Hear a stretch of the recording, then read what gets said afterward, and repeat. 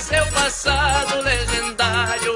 No batalhão ferroviário minha gente não confunde, Mário Portela Fagundes, tenente extraordinário.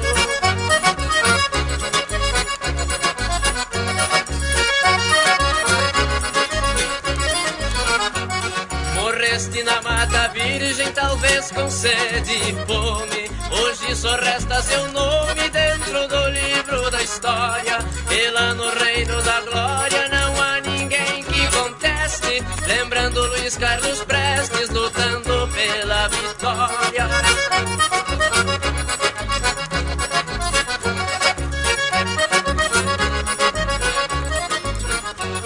Morreu ali no Rio Pardo, pertencendo a Palmitinho. É um município vizinho ao qual a história pertence. Jaz ali um pelotense, marca do lado direito, merece todo o respeito deste povo rio-grandense.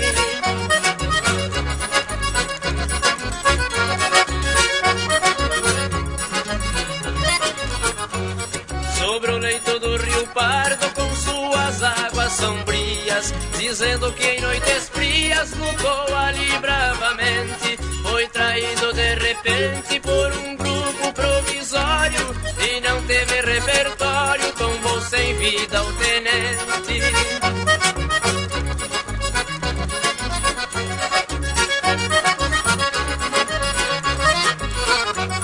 Passando o Rio Guarita, segue em frente os pedestres, no cemitério dos Prestes, onde repousa a Portela.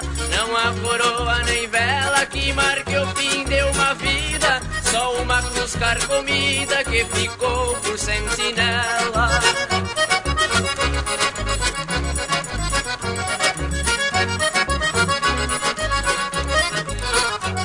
É Portela legendária, a capital do turismo, e não falta o gauchismo pra atrair os visitantes. Sobre a cascata gigante no salto do Yucumã, vai hoje volta amanhã ver as ondas murmurantes.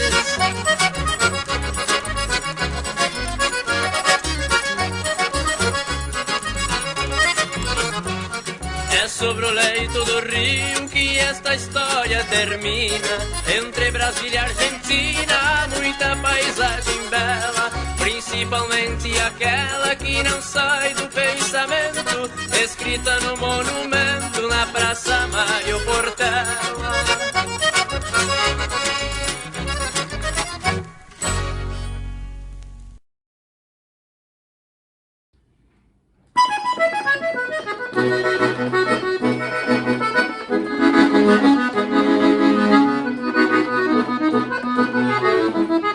Eu quero cantar em versos, é uma história tão bela. Quem não conhece Portela, seu passado legendário, do batalhão ferroviário, minha gente não confunde, Mário Portela Fagundes, tenente extraordinário. Que beleza, meus amigos. Aqui quem fala é o Magrão. Me passa um filme na cabeça ouvindo essa canção e também assistindo ao videoclipe que foi criado pela Liliane, uma acadêmica aí da cidade de Tenente Portela. E eu recebi esse convite maravilhoso do meu querido amigo Bugio, e que hoje está sendo lembrado o Barbacoado Tico Lima, né? Deve com certeza ser um personagem do início da fundação do município. Então fico muito feliz de estar participando, né? Eu que tenho uma certa ligação com o Tenente Portela, porque além de ser de Campo Novo, sou nascido em Campo Novo, mas meu pai, Estevão Knopp, foi patrão do CTG Sentinela da Fronteira. Então eu seguidamente ia visitar minha família aí em Tenente Portela. Tenho muitos amigos ainda aí, né? Faz muito tempo que eu não vou na região aí. Mas eu vou pedir aqui que o meu amigo Bugio, que hoje está no Mato Grosso, conte um pouco a história do Barbacoado Tico Lima, né, para todos vocês. Essa música eu gravei falando sobre Tenente Portela, é uma letra do Didi, do Leodir, e com música minha. Eu tinha 16 anos na época, mas com muito orgulho foi a primeira música que me projetou na minha carreira artística aí até agora, tá bom? Um grande abraço, sucesso, parabéns pela live. Vem, Bugio, conta a tua história aí.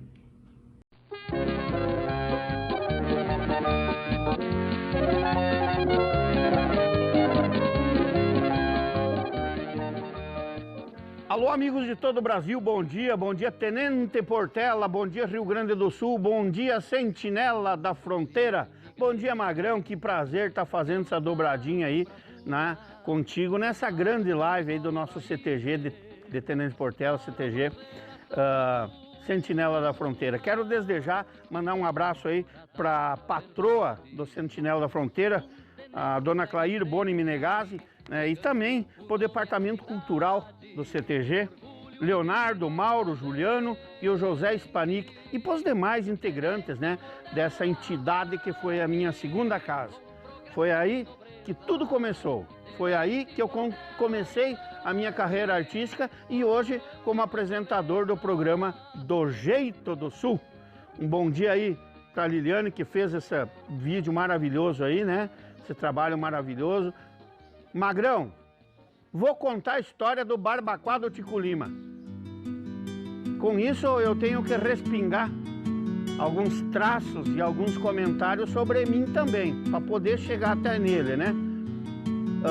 Claro que eu vou pular várias etapas, né, para poder simplificar e fazer um resumo. Mas com certeza vamos falar então hoje de Francisco Manuel de Lima e Filho, popular Tico Lima, proprietário de um grande barbacoa aí em Tenente Portela, um dos maiores fabricantes de erva da região. Buenas, meu nome é Silvio Francisco Lima, conhecido por Bugio, sou apresentador do programa Do Jeito do Sul. Eu moro em Sinop há 27 anos que eu me desgarrei, que eu saí de Tenente Portela. Mas há 27 anos, Portela não sai de mim.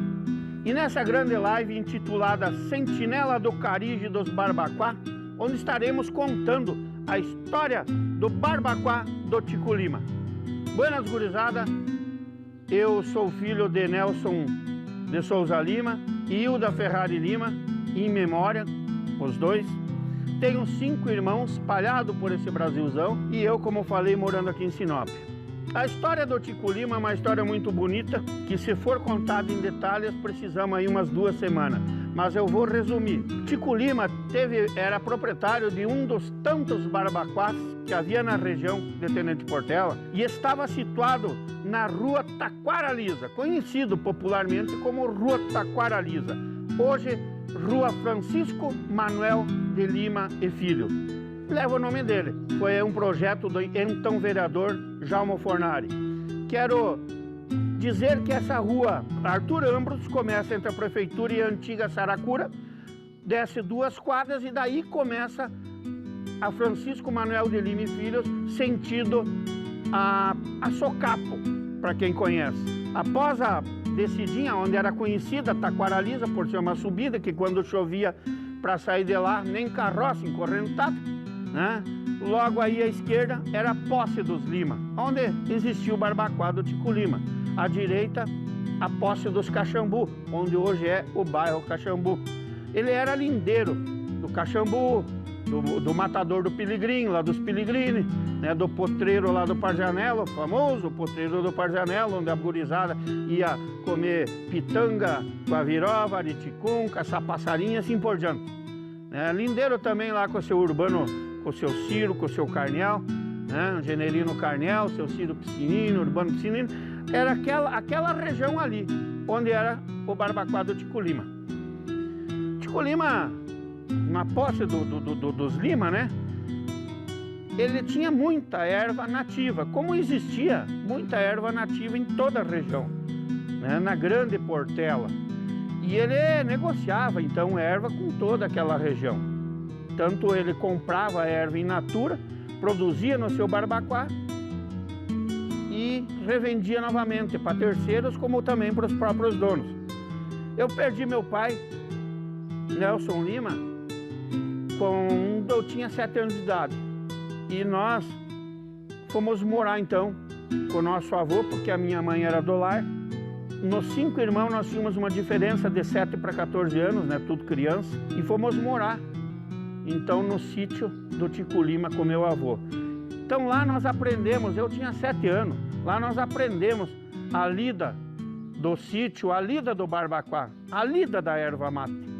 Porque aprendemos e nos criamos com o Tico Lima, né, a fazer, ajudando ele, né, na lida do barbacoa. Me lembro que o meu avô, né, era uma pessoa muito respeitada, mas por demais. Mas não pela hombridade, não, pelo respeito que ele tinha com o seu semelhante e pela hombridade nos negócios que ele fazia. Contando uma história rapidito, meu avô Tico Lima, como assim era conhecido, ele não sabia escrever, não sabia ler. Aí me pergunto, Bugio, mas como que ele negociava, fazia conta, né? E negociava com os demais que até lá iam para comprar e para vender erva? Buenas, eu conto para vocês. Chegava as carroças carregadas com os raídos de erva no barbacoa e lá tinha a balança numa talha, né? Onde descarregavam a erva e pesavam, né? Os raídos, raído por raído. E como é que ele fazia as anotações para saber quanto ele tinha recebido de erva de tal cliente e quanto que ele tinha que devolver? Se eu não me falha a memória e não estou enganado, era tipo assim, meio a meio. A pessoa trazia X quilos de erva, tinha tanto de quebra e o que sobrava era repartido no meio. Mas como que ele ia fazer essa matemática se ele não sabia ler e escrever? Buenas, nas paredes do barbacoa, me lembro bem, 7 anos, né, gente, faz muito tempo, mas ele com carvão, ele ia lá e desenhava alguma coisa que ele via na pessoa. Um chapéu grande, né, um bigode, ele fazia lá um bigode, desenhava um bigodinho para dizer, essa conta é do fulano. Ele já sabia quando o fulano chegava que aquela conta era dele. E cada arroba de erva equivalia a uma bolinha. E cada risquinho 1 quilo. Então digamos que ele tinha recebido ali 96 quilos de erva. Vamos fazer uma conta. Uma arroba tem 15 quilos, né? Então ele botava 6 arroba, né? Que equivalia a 90 quilos, 6 bolinhas e mais 6 risquinhos. Então ele tinha isso que ele tinha recebido. Ele cortava as quebras e desenhava embaixo o que sobrava de erva pura, depois de pronta. Então lá sobrava 4 arroba, digamos, eu estou criando aqui, né? Então ele botava 4 bolinhas e mais 4 risquinhos, digamos. A pessoa aos poucos vinha e ia pegando a erva. Ele ia lá e fazia um xizinho no quilo que ele entregava. Quando terminava os risquinhos, ele abria, riscava uma bolinha e fazia 15 risquinhos, que eram os quilos da arroba. E assim, ele negociava com todo mundo. E o meu avô Tico Lima não sabia assinar nome. O bigode enrolado numa palha era a sua assinatura. Onde antigamente não precisava, os homens eram de bem mais palavra que hoje. Que hoje, mesmo tu assinando, tem que registrar no cartório. E ainda assim, muitos não honram nem o registro do cartório. Mas bueno, vamos seguindo. E assim foi a vida, e nós nos criamos lá. Me lembro que eu mais incomodava por perto, né, que ajudava. Mas me lembro que a erva, depois de seca, vinha pro canchador em roda, né, era uma roda com um rolo, um tronco, né, cheio de dentro, onde em roda tinha um cavalo. Me lembro que o nome do cavalo era o Dourado, né? Então, eu ia em cima do cavalo, né? Eu era o mais novo, né? Para canchar a erva, para depois ir para o manjolo, que era lá do lado, lá na baixada, ao lado do matador do Piligrim, aonde lá sim era moída a erva no manjolo. E daí voltava para cima, onde era vendido, né, e feito, daí repartiam, né, com aqueles que tinham a ver. E assim seguia a vida, né? Nós ajudávamos o meu avô, ajudava a cortar lenha para fazer o fogo no conduto, que dava uns 50 metros do Barbacoa, aonde o calor do fogo, pelo um túnel, entrava embaixo do Barbacoa, do Carijo, ali, né? Era embaixo do... e secava a erva. Então a gente virava a erva de tempo em tempo e assim por diante. Então a gente aprendeu na lida ali, né, a mexer com as carroças, com os cavalos e assim por diante, né? Foi uma vida muito bonita, que eu tenho lembrança e dá nó na garganta quando a gente fala. Mas é uma história bonita. Então assim nós levava a vida. E nessa feita, eu ainda criança, lá já com 9 anos, por aí, acompanhando a minha irmã e o meu cunhado numa visita que foi feita até a casa do pai do meu cunhado, o seu Alcindo e a dona Zelita Soares, eu ganhei deles um livro de poesia do Lúcio Borges de Moraes, aonde eu aprendi, comecei a declamar lá por cima das carroças, né? Comecei a declamar uma poesia chamada Os Grandes Não Morrem. É uma poesia que fala de Tenente Portela. E quando eu voltei pro sítio do meu avô, com aquele livro, eu passava no lombo, né, do Dourado ali, decorando e declamando para os demais trabalhadores, para os demais, o pessoal do Barbacoa ali, né? E todo mundo me aplaudia, e assim eu fui indo. Foi aonde eu comecei a declamar, e na escola Cléia Salete Dalberto, que antes não era esse nome, houve um concurso dentro da escola e eu levantei o primeirão, fui campeão da escola. Aí eu fui competir lá no clube, saiu um circuito do município, campeão. Aí nós fomos disputar o regional, foi na cidade de Vista Gaúcha, fui pelas mãos do professor Pompeu do Amaral, se não me engano, e eu competindo aí com toda a região, Santo Augusto, Bicaco, Campo Novo, tinha lá, e eu solito. Me lembro até hoje que o professor Pompeu me falou, Piá, sobe lá, se tu ganhar, ganha um pastel e uma Coca-Cola. Pronto, tava dado o pontapé para mim ser o campeão regional com a poesia Os Grandes Não Morrem. E fui campeão. Me levantei a penca e mostrei que ali nascia um grande declamador. E eu me embolhei na vida e não parei mais até hoje. E continuei lá, na lida, né, do Tico Lima, no Barbacoa, declamando sempre por cima lá e assim vai, coisa e tal.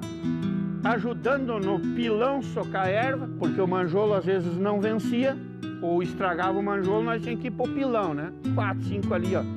3 mãos de pilão junto num pilão só, quando um cansava entrava o outro, assim por diante. E uma outra história do Tico Lima vou contar aqui para vocês, e muitos aí vão se lembrar, era do manjolo do Tico Lima. Porque a quilômetros longe tu escutava o rangido do manjolo quando eu levantava o braço e caía, e batia no chão, né? Dava aquele rangido e dava o barulho da batida no chão.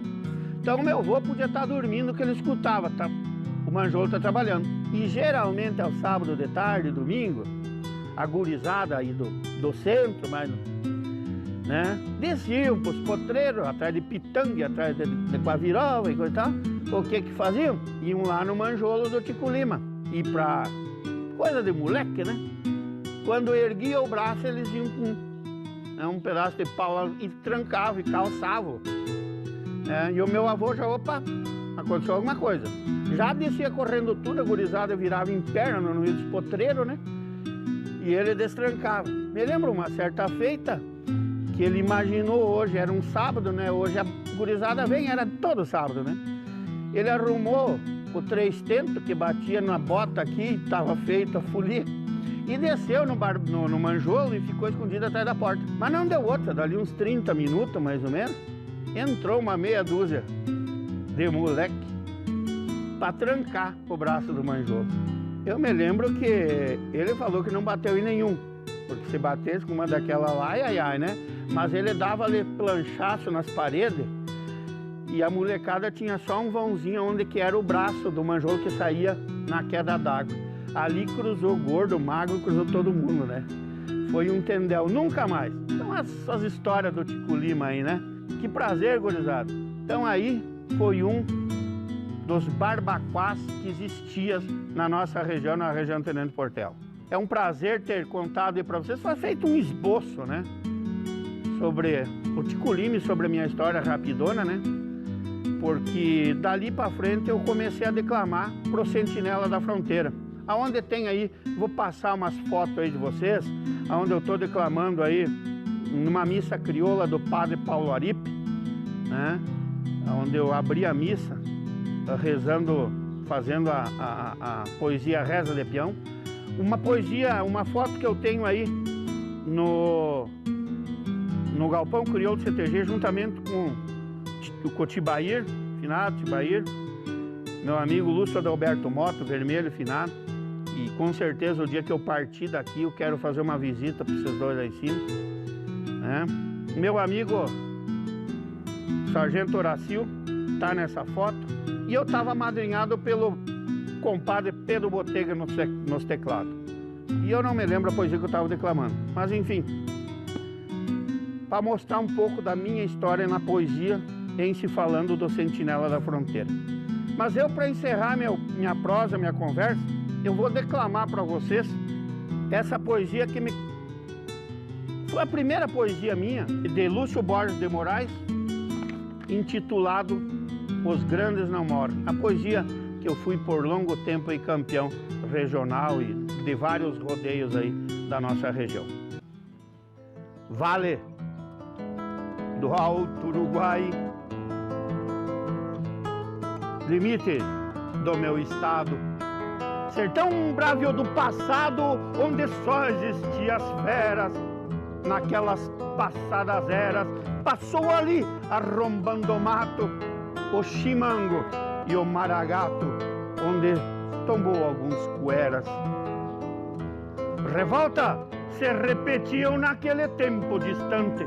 22 houve um levante, época brava era aquela, e o movimento em tela eu relembro com afinco que no ano 25 tombou Tenente Portela,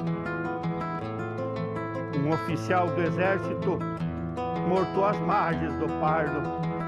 Respeito por ele eu guardo, mesmo em sendo idealista, embora seja mal vista, as causas dos revoltosos é o próprio dos corajosos morrer em prol de conquista. Escreveu com o seu sangue aos anais a nossa história, em respeito à sua memória guardada para a eternidade. A uma localidade foi posto o seu nome honrado, e o progresso acelerado transformou em grande cidade.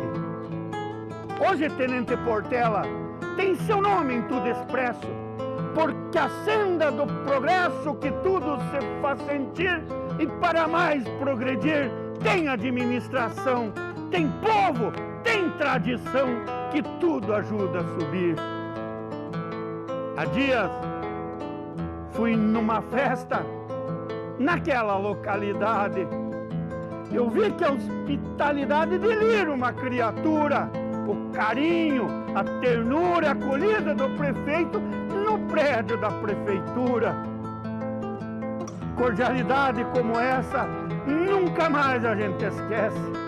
E o nome de um lugar cresce, é assim, dessa maneira, com gente hospitaleira fazendo recepção. E o centro de tradição, Sentinela da Fronteira. A tradição e o civismo estavam lá, lado a lado. O povo todo empolgado com o sexcentenário, lembrando o ato lendário, porque a pátria é independente, e quando o herói Tiradentes foi conduzido ao Calvário. De tudo isso eu deduzi que quem é grande não morre. Assim como o tempo corre, o que é pequeno se some, a terra come, não tem escrito uma história, logo se apaga a memória, mas se cresce, deixa o nome. Quisera eu igual sorte, se Deus quiser que me mande, e eu morrer pelo Rio Grande, assim como fez Portela, terei mais essa chancela que São Pedro Capataz. Venha sorrindo nomás me receber na cancela. Um abraço e um beijo no coração de todos vocês.